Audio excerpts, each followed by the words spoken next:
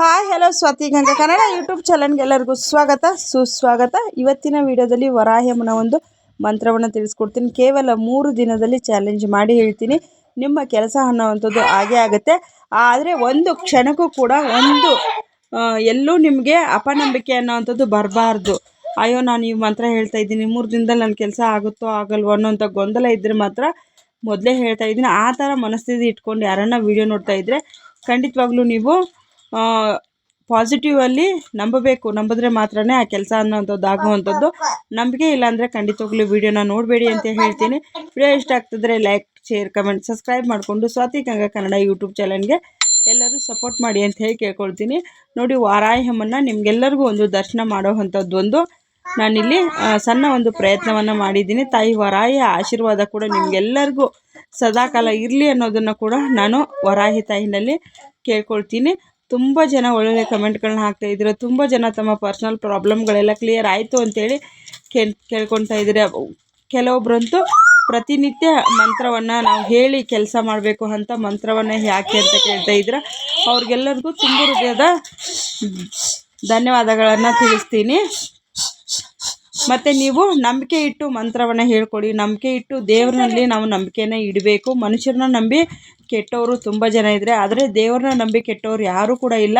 ದೇವರು ನಮ್ಮನ್ನು ಒಂದು ಕಾಪಾಡ್ತಾನೆ, ಒಂದು ಸನ್ಮಾರ್ಗದಲ್ಲಿ ನಡೆಸ್ತಾನೆ. ದೇವರಂತಂದ್ರೇ ಹಾಗೇ ನಮಗೆ ಪ್ರತಿಯೊಂದಕ್ಕೂ ನಂಬಿಕೆ ಅನ್ನುವಂಥದ್ದು ತುಂಬ ಮುಖ್ಯವಾಗುತ್ತೆ. ತಾಯಿ ನಮಗೆ ಒಂದು ಶಕ್ತಿ, ನಮಗೆ ವಿಜಯ ಸಾಧಿಸೋದಕ್ಕೆ ನಮಗೆ ಒಂದು ದಾರಿ ಅನ್ನೋವಂಥದ್ದು ತಾಯಿಯ ಒಂದು ಮೂಲದಲ್ಲಿ ಹೆಸರಿನಲ್ಲಿದೆ ವಾರಾಹಿ ಅಂತೇಳಿ.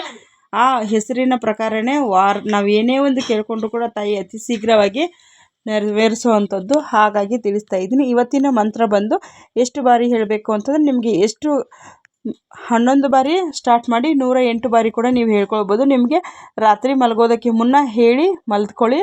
ಇಲ್ಲ ನಿಮಗೆ ರಾತ್ರಿ ಹೇಳೋಕ್ಕಾಗಿಲ್ಲ ಅಂದರೆ ಬೆಳಗ್ಗೆ ಹೇಳ್ಕೊಳ್ಳಿ. ಆದರೆ ನೀವು ಮಂತ್ರ ಪ್ರಾರಂಭ ಮಾಡಿದ 3 ದಿನದ ಒಳಗಾಗಿ ನಿಮಗೆ ಕೆಲಸ ಅನ್ನೋವಂಥದ್ದು ಆಗುತ್ತೆ. ಇದು ಬೇಕಿದ್ದರೆ ಚಾಲೆಂಜ್ ಮಾಡಿ ಹೇಳ್ತೀನಿ. ಇದು ತುಂಬ ಜನಕ್ಕೆ ಆಗಿದೆ, ನಿಮಗೂ ಕೂಡ ಆಗುತ್ತೆ ಅನ್ನೋದನ್ನು ತಿಳಿಸ್ಕೊಡ್ತೀನಿ.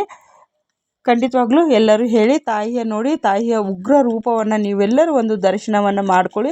ನಿಮಗೆ ಯಾವುದೇ ಒಂದು ಶತ್ರುವಿನ ನಾಶ ಕೂಡ ಆಗುತ್ತೆ. ಶತ್ರುವಿನ ಬಾಧೆ ಅನ್ನೋದು ಕೂಡ ಕಡಿಮೆ ಆಗುತ್ತೆ. ತುಂಬ ಅಂದರೆ ತುಂಬ ನಿಮಗೆ ಒಳ್ಳೆಯದಾಗುವಂಥದ್ದು. ಯಾರ್ಯಾರೆಲ್ಲ ವಿಡಿಯೋ ನೋಡ್ತಾ ಇದ್ರು ವಾರಾಹ್ಯಮ್ಮನ ಪ್ರಾರ್ಥನೆಯನ್ನು ಮಾಡಿಕೊಂಡು ವಾರಾಹಿಗೆ ಒಂದು ಕೈಯನ್ನು ಮುಗಿದು ನಿಮ್ದು ಎಂಥದ್ದೇ ಒಂದು ಸರ್ವ ಸಮಸ್ಯೆ ಅನ್ನುವಂಥದ್ದು ಇರ್ಬೋದು, ಅದನ್ನು ತಾಯಿ ಖಂಡಿತವಾಗ್ಲೂ ವಾರಾಹಿ ಅದನ್ನೆಲ್ಲ ಒಂದು ಬಗೆಹರಿಸಿ ನಿಮ್ಮನ್ನು ಒಂದು ಒಳ್ಳೆಯ ದಾರಿನಲ್ಲಿ ನಡೆಸ್ತಾಳೆ ಅನ್ನೋದನ್ನು ಹೇಳೋದಕ್ಕೆ ಇಷ್ಟಪಡ್ತೀನಿ. ಯಾರೆಲ್ಲ ವಿಡಿಯೋ ನೋಡ್ತಾ ಇದ್ರೆ ಅವರೆಲ್ಲ ಲೈಕ್ ಮಾಡಿರಿ, ಶೇರ್ ಮಾಡಿರಿ, ಸಬ್ಸ್ಕ್ರೈಬ್ ಮಾಡ್ಕೊಳ್ರಿ. ಮತ್ತು ಇದರ ಕೆಳಗಡೆಗೆ ನಾನು ನಿಮಗೆ ಇನ್ನೇನು ಸಂಕ್ರಾಂತಿ ಬರ್ತಾಯಿದೆ, ಉಡ್ಡಿನ ಮನೆಗಳನ್ನು ನಾನು ಅದನ್ನು ಕೂಡ ನಿಮಗೆ ವಿಡಿಯೋದಲ್ಲಿ ತೋರಿಸ್ತೀನಿ. ನಾನು ಯಾವ ರೀತಿಯಾಗಿ ಆನ್ಲೈನಲ್ಲಿ ನಾನು ಶಾಪ್ ಮಾಡಿರೋವಂಥದ್ದು, ಯಾವ ರೀತಿಯಾಗಿ ನಾನು ಪೂಜೆಗೆ ಐಟಮ್ಸ್ಗಳನ್ನು ತಂದಿಟ್ಕೊಳ್ತೀನಿ, ಯಾವ ರೀತಿಯಾಗಿ ನಾನು ಪೂಜೆಗೆ ಸಾಮಗ್ರಿಗಳನ್ನೆಲ್ಲ ಜೋಡಿಸಿಟ್ಕೊಳ್ತೀನಿ ಅನ್ನೋದನ್ನು ಕೂಡ ನಿಮ್ಮ ಜೊತೆಯಲ್ಲಿ ಶೇರ್ ಮಾಡ್ಕೊಳ್ತೀನಿ. 1-2-3 ಜನ ಲೈವ್ ಮಾಡಿ ಅಂತ ಕೂಡ ಕೇಳಿದ್ದೀರಿ. ತುಂಬ 2 ಜನ ಕೇಳಿದ್ದೀರಿ.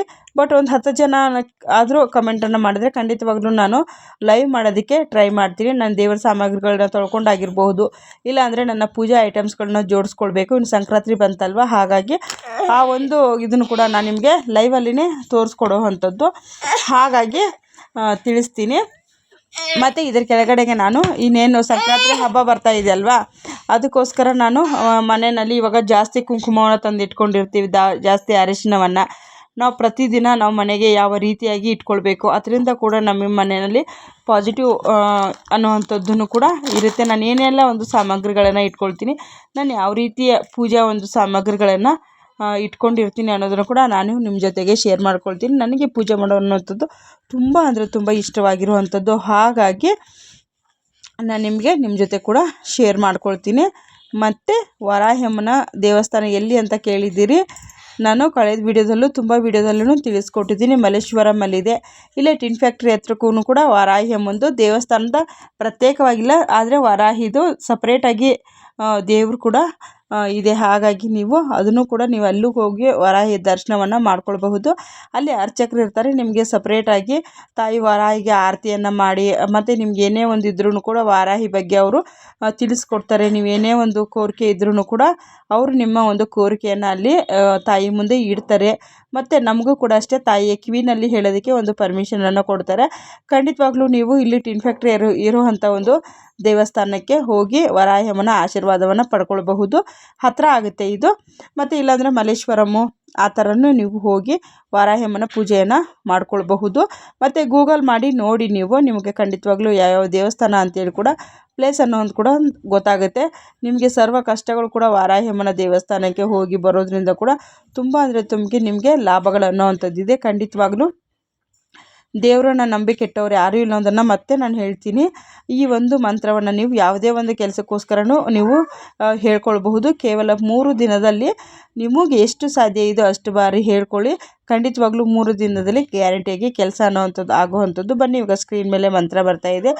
ಓಂ ಐಂ ಹ್ರೀಂ ಶ್ರೀಂ ಶ್ರೀ ಜಗಜ್ಜನನಿ ನಮೋ ನಮಃ. ಓಂ ಐಂ ಹ್ರೀಂ ಶ್ರೀಂ ಶ್ರೀ ಜಗಜ್ಜನನಿ ನಮಃ. ಓಂ ಐಂ ಹ್ರೀಂ ಶ್ರೀಂ ಶ್ರೀ ಜಗಜ್ಜನನಿ ನಮೋ ನಮಃ. ಈ ಒಂದು ಬೀಜಾಕ್ಷರಿಯ ಮಂತ್ರವನ್ನು ನೀವು ನಾನು ಹೇಳಿದ್ದೇನನ್ನ ನಿಮಗೆ ವ್ಯತ್ಯಾಸ ಆಗಿದೆ, ಕೇಳುವಾಗ ಏನನ್ನ ತಪ್ಪಾಗಿ ಕೇಳಿಸಿದರೆ ಖಂಡಿತವಾಗ್ಲೂ ಸ್ಕ್ರೀನ್ ಮೇಲೆ ಹಾಕಿರುವಂಥ ಈ ಒಂದು ಮಂತ್ರವನ್ನು ನೀವು ಬರೆದುಬಿಟ್ಟು ಹೇಳಿ. ಕೇವಲ ರಾತ್ರಿ ಮಲಗೋದಕ್ಕೆ ಮುನ್ನ 11 ಬಾರಿಯಿಂದ ನೀವು ಪ್ರಾರಂಭ ಮಾಡಿ. ನಿಮಗೆ ಎಷ್ಟು ಬಾರಿ ಸಾಧ್ಯವಾಗುತ್ತೋ ಅಷ್ಟು ಬಾರಿ ನೀವು ತಾಯಿನ ಪ್ರಾರ್ಥನೆಯನ್ನು ಮಾಡ್ಕೊಳ್ಳಿ. ಖಂಡಿತವಾಗ್ಲೂ ನಿಮ್ದು ಏನೇ ಒಂದು ಕೋರಿಕೆ ಇದ್ರೂ ಕೂಡ ಆ ತಾಯಿ 3 ದಿನದಲ್ಲಿ ಪರಿಹಾರವನ್ನು ಮಾಡಿ ನಿಮಗೆಲ್ಲ ಒಂದು ಒಳ್ಳೆಯದನ್ನು ಮಾಡ್ತಾರೆ.